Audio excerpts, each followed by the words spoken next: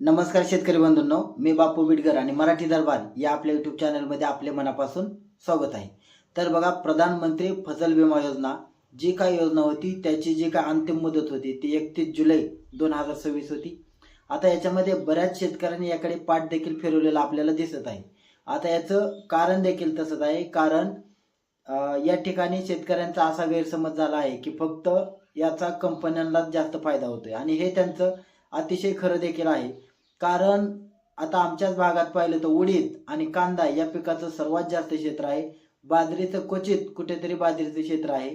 त्याचे पीक कापणीचे प्रयोग देखील केले की नाही हे देखील माहीत नाही. परंतु या मंडळामध्ये पीक विमा हा बाजरीचा मंजूर झालेला आहे.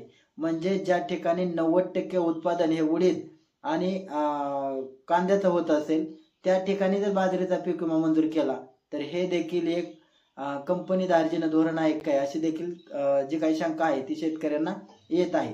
आणि अशाच प्रकारचं जे काय स्थिती आहे ती सर्व दूर महाराष्ट्रामध्ये असलेलं आपल्याला पाहायला मिळते. अगदी देशांतर्गत देखील असण्याची दाट शक्यता आहे.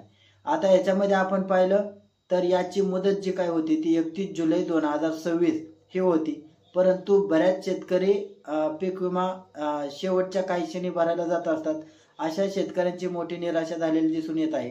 कारण याच्यामध्ये 31 जुलै 2026 ही जरी अंतिम तारीख असली तरी त्याच्यामध्ये शेवटच्या 2 दिवसामध्ये पोर्टलला मोठा प्रॉब्लेम येत होता. परिणामी काय झालं की बरेच शेतकरी याच्यापासून वंचित राहिले होते आणि तशी मागणी देखील शासनाकडे शेतकऱ्यांनी केलेली होती.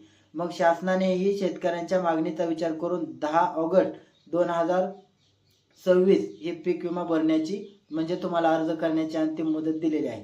त्याच्यामुळे ज्या शेतकऱ्यांना प्रधानमंत्री फसल विमा योजनेअंतर्गत आपला पीक विमा भरायचा असेल अशा शेतकऱ्यांनी आपला पीक विमा 10 ऑगस्ट 2026च्या अगोदर भरून घ्यायचा आहे.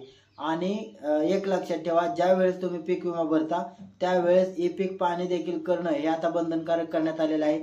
त्याच्यामुळे शेतकऱ्यांनीही थोडे जागरूक राहणं अत्यंत गरजेचं आहे. ज्या शेतकऱ्यांनी पीक विमा भरला असेल, ज्या प्लॉटवरती भरला असेल त्याच प्लॉटवरती आपली ई पीक पाहणी देखील करून घ्यायची आहे. आणि सध्या ई पीक पाहणी ही शेतकरी स्तरावरची शासनाने बंद केलेली आहे. ती ई पीक पाहणी आता तुम्हाला सहाय्यकाच्या माध्यमातून करायची आहे. धन्यवाद.